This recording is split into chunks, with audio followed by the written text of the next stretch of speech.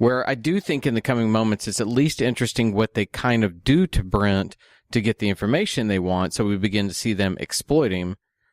I kind of wish he would exploit them back in a way or two, but that's neither here nor there. So they captured apes to probe their minds. Yes, the slaughtering, monstrous, materialistic apes. What really got to me is what provoked the distrust. Did they always know? Was this a thing where they've been in the Forbidden Zone and almost, the lawgiver came there and said, "You stay here, we'll be over there, don't touch each other." No touching. What caused the distrust? Is it because they don't believe that apes should talk? Do they think they're unclean? I think the apes were probing. They were pushing their way in, and that's what they said. Scouts. Yeah, and so one. Does this distrust only begin right there with the scouts, or has it been centuries long? I would almost say just because of the scouts. Okay. I'm sorry. I'm just guessing, but they haven't given me any sense that they've been there for 2,000 years, and there's no. Obviously, they've both been there for 2,000 years. But the apes don't recognize humans outside of the ones they have in the village. Right. I'm assuming that the apes don't really know about these telepathic humans, or if they do, the telepaths wipe their mind somehow. It's a very odd conflict. I mean, we have no reason for these two tribes. We have no reason for these communities to be at war. Except for the convenience of we need something to happen. Except for plot. Yeah. What I found interesting was when Casplay comes back to Brent and says, "I forgive your language," there are times when I know when your sanity is about to give way, and then Fat Man interrupts. Exactly what are the apes planning? Albina comes in, and the direction for her is sinister and silky. Ooh. So we've caught some of their scouts, hideous creatures. We've had them here precisely where you're standing. It's supposed to be sinister and silky. I did not quite get that from her tone, but she was definitely softer. And that may just because it was a feminine voice delivering this terrible, terrible act of torture. If anything, I would call her condescending and superior. Right. Well, in the language, but either their skulls are too thick or they really knew nothing at all. How do you say your skull is too thick silkily? Your skull is too thick. But that was her direction. That was what she was supposed to That's an odd one. Sinister and silky. Has too much brainium. And they really knew nothing at all, and Brent's like, and neither do I. Is he just mad about them probing his mind? Is he mad about being not welcomed? Is he mad about they're being aggressive towards Nova? I think he's mad about being used and being kept in the dark, because obviously they know things that he doesn't know, and they're not parsing out to him what he wants to know. And I agree, and I think that we're implying. I mean, we're pushing a lot of thought into this of what they're thinking, because the whole thrust as they went down the bowels of the subway thing didn't tell us anything. Sorry, we just had someone at the door, and he was sitting there going to the door. Come on, I was like, no, sorry, dude. We don't get any of this storytelling given to us. But, obviously if you're left with a story and they're not filling the blanks, you're going to fill in your own blanks. What are they doing? And we do that naturally when we watch a story because we want mysteries to be solved. Mm-hmm. This one just refuses to give you anything because I don't know. I can't answer your question. Why is Brent doing that? I don't know. I could see this kind of machismo, if you will, from Taylor. I agree. I was used to seeing that from his character. I'm not necessarily used to seeing that with Brent. I mean, Brent has been aggressive, but again, it's almost like this was written for Taylor. Like it was meant to be him in these moments, and that would make sense why he's reacting the way he's reacting. Again, I wonder about what the audiences at the time thought of it. I wonder, is this such a foreign concept with telepathic people that they were just wrapped up in it that they didn't know what to think, or did they even question? Were there people that question, wait, why is he being confrontational? Why is it? I know that they toyed with him at the water. They toyed with him by pulling him into the church and leaving Nova behind, but is that really enough to provoke anger? Well, then they gave him all that pain, but it's not real pain. It's just in your mind pain. Yeah. I mean, unless that kind of conversation kind of does drive somebody mad. Yeah. I still be like, oh, humans!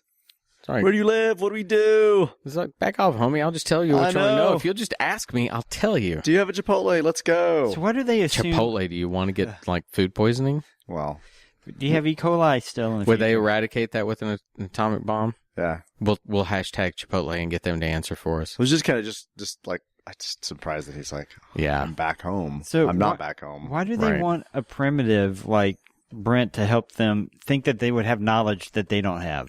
That'd be like me getting a Roman centurion and say, all right, show me how to fix this cart. We already know how to fix a cart. They're in the future. Why do they not know how to fix a bomb, assuming that he would be able to do it? Yeah. All right, look. Like if they pulled you, if you, for some reason you went 2,000 years in the future and you said, that looks like a nuclear bomb, they said, awesome, using your primitive brain, tell us how to fix it. You'd go, I know what it is. I don't know what the hell to do with it. But that okay, let's go on that point because I hadn't put it quite in that terms. They're looking at a talking human, and I will give you that maybe they've already met Taylor and they understand that humans talk. Mm-hmm. But if they understand anything about this world that they live in, humans don't talk that are primitive outside of their community. This should be such a weird anomaly to them unless they've been outside, which would mean we'd need to know more about the conflict between them and the apes over a long term. You see what I'm saying? Like, Absolutely. like this, Brent should be something really freaking unique at this point. Can we assume that they know something about Taylor because they have done their weird projection of Seen him on the in wall? prison. They They've did. got He to, mentioned yeah. he was in. He mentioned he was in. He mentioned Brent mentioned he was an astronaut. Mm-hmm. He knows what the bomb is Mhm. and what it does.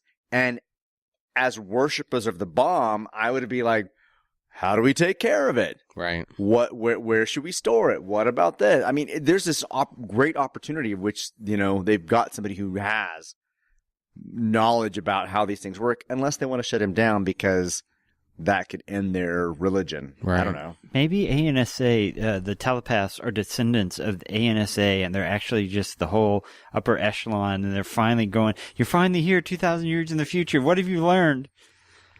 You spent like 2 days in Monkey City. We spent 2,000 years working on this project. Are they the disgruntled workers that never got to actually put their experiments in the capsule, and so Yes. now they're actually kind of pissed at They're him? hanging around. It's a very weird setup. It's a cool setup. Richard's mentioned countless times that this is very cool sci-fi fun. It is very cool.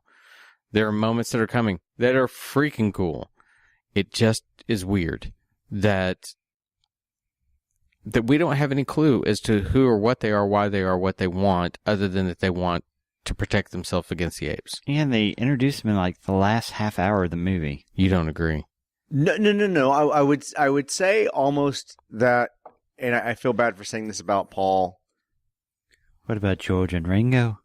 that it's almost amateurish that some of these things had not been built out. You're from meaning not Paul even from- Dane. not even from the script, but just from a standpoint of all of these elements should already be known. I mean, we have writers talk to us about their comic books, and a lot of them already have backstories for all of their characters, where they come Even from, if what you're they never do. going to see it. Yeah. Even if you never hear about it, they know answers to things that they're never going to reveal.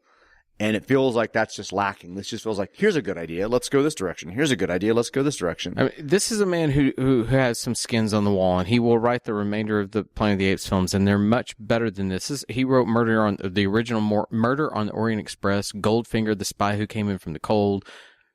He knows how to write. I think that he was given the thankless job of, here are 5 or 6 drafts, put it together, we have to shoot next week.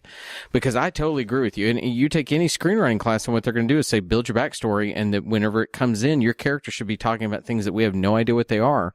So it feels like you're living in a world that they understand. I agree with you. That's a very good point. I don't think they understand what world they're in. None of them know it. And it feels like they try to make Brent a scientist of everything. So you're a pilot, you understand nuclear bombs, the air conditioning system works. Scare you. Uh-huh.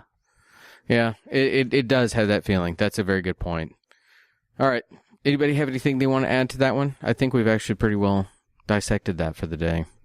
Sean? Could they not read the monkeys' minds? The apes, that they said that their skulls were too thick or they knew nothing. So are they able to read ape minds? Maybe like they they can't. human minds. Well, I also wondered how far away do you have to be to telepathically? Do you have to be in within eyesight? I mean, because no, you don't have to be, because they took over Brent at the water fountain, and as far as we know, nobody was in eyesight. And the whole projections of Walking ice down and whatever hallways. was all Taylor was somewhere Outside, yeah. Yeah, but they could have somebody, that's it's a long got a distance spotter. call, and it's a spotter who's out there beneath a rock going. Yeah, that's true. That's true. So they could have that. Maybe you have to be within a certain proximity. Oh, jeez. I cannot believe we're having this conversation. Yes. All right, that's Monday in the books. We will be back tomorrow with another minute of Beneath the Planet of the Apes. Until then, I'm Todd, Richard, and Sean. Please say goodbye. Bye, everybody. Beneath the Minute of the Apes. Beneath the Minute of the Apes. Beneath the Minute of the Apes. The only good human is a dead human.